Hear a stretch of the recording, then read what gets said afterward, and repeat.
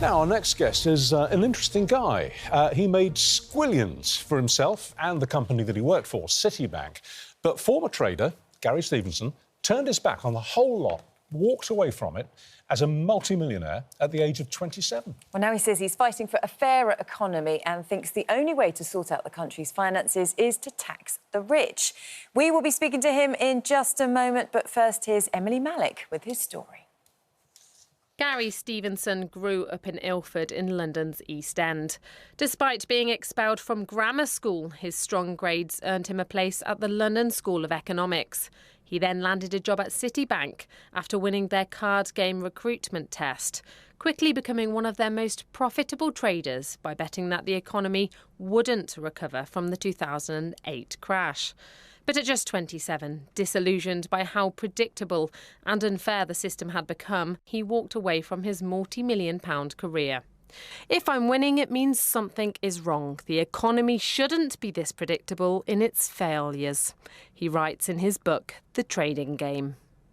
Today, Stevenson is an economist and public figure with a high online presence, campaigning to tax the super rich, a move he believes is essential to tackle rising inequality. Well, Gary Stevenson joins us now. Good morning to you. Great to have you in this morning. We've got your book here, Trading Game, which sort of, charts everything that you've been through. And it's an extraordinary story, isn't it? Where you came from, the job you got, and listening there, it came down to this kind of card game recruitment thing, and that's how you got your first job that then set you on that path, wasn't it? Yeah, so I grew up in Ilford, East London, little terraced house, saw those skyscrapers go up in Canary Wharf. I was always very good at maths. Studied maths and economics at uni, London School of Economics, and I figured I would just get the best grades, get a job. But it turns out you need to get an internship, which means you need to have a fancy CV when you're only 19. Which I didn't have. I used to work fluffing pillows at DFS in Beckton. But I found out that you could get a job through this card game, which they used to call the trading game. And I was What good is that game? It's like it's a betting style. It's supposed to be similar to trading in financial markets, but really it's a betting game. It's a maths game. I loved maths when I was a kid. OK, so you just play the odds, basically? Yeah, but you play the odds, but also, I write about this a lot in the book, you kind of play the people. You kind of... Because I studied maths with modern, like these posh math kids and economics kids. And I kind of know how they think. So I think while they were sort of focusing on the numbers, I was focusing... Well, you see, that is like cards, isn't it? That's like poker. It's like reading someone's expressions, looking for the ticks, looking for the tells. The implication in the report there is that it was a breeze, that you join Citibank and you find it so easy, it's also predictable, and you get fed up and you walk away. But it can't have been that easy, because otherwise everybody would be a multimillionaire. How come you were the guy to recognise, against a trend, that the world wouldn't recover from 2008? Yeah. That was your call. How did you know that? So it wasn't a breeze. It definitely wasn't a breeze. I think the truth is that I became obsessed, really. And a big part of the book is about mental health, about my mental health. I didn't realise how much money people made in the city. I thought they made like 100 grand a year, and that was like my ambition. And then in my first year, when I was 23, I got paid just under £400,000. And that kind of blew my mind, basically. And I became obsessed with being the best trader, being the best trader, being the best trader. And I was working in the aftermath of the 2008 crisis. And what I saw was every single year, all of these sort of posh boy traders around me were saying, next year it'll be better, next year it'll be better, next year it'll be better. But I could see, because I come from a poor background, that life wasn't getting better for ordinary people. So I started to look into what was really happening. And what I saw was, back then, 2010, 2011, I was in my early 20s. I saw an older generation, people like my parents, who could afford to own their own property. And I saw my generation that would never be able to afford that. So you see the middle class are losing their homes here. And then I was wondering, where's it going? But of course, I was sitting on this trading floor surrounded by millionaires. So I could see that what we had here was a structural crisis of growing inequality that would get worse and worse and worse. But from a moral point of view, what you gradually came to understand, because it's obvious, is that you were making your money, and it went up a lot from 400,000 after that first year, a lot, into many millions. You were making your phenomenal fortune in your early 20s off the back of other people's misery.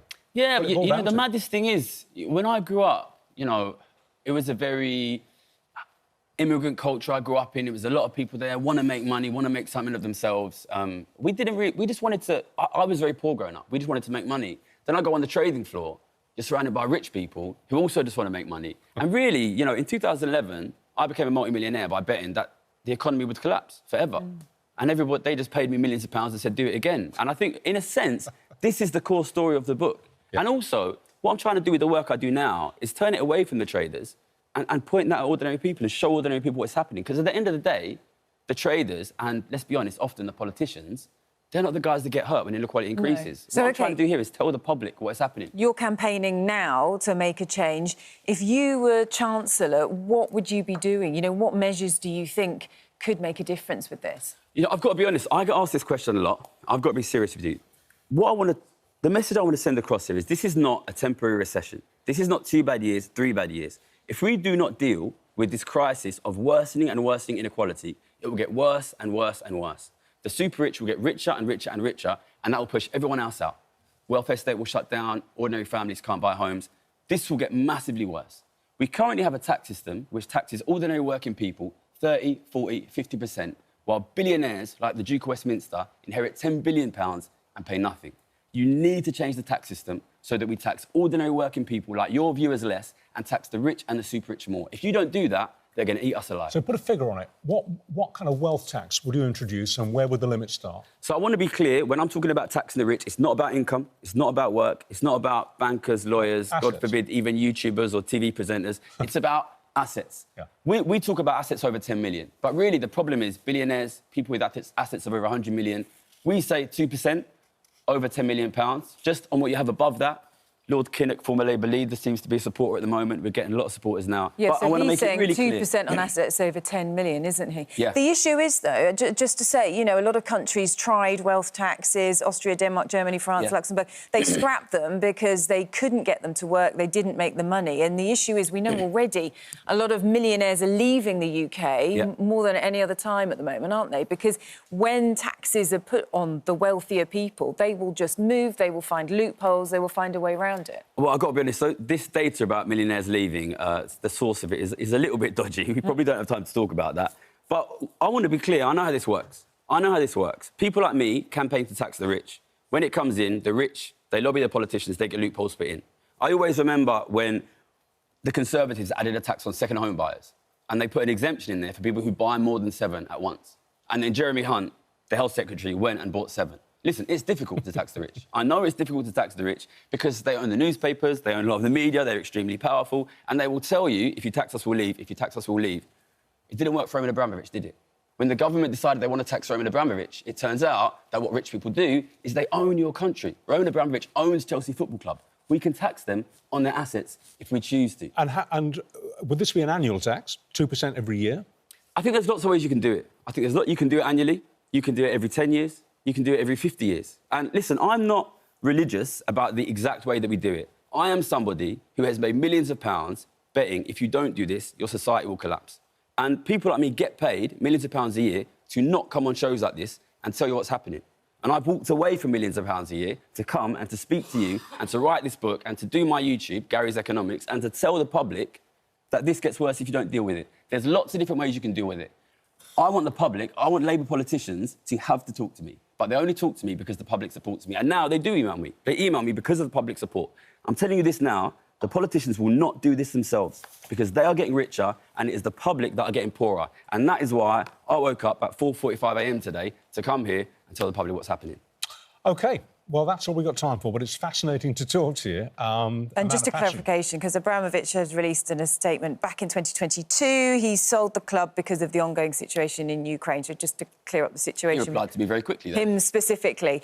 Thank you very much. It was great to have you in and great to have you on board this morning. Do you want to hear what the Treasury said?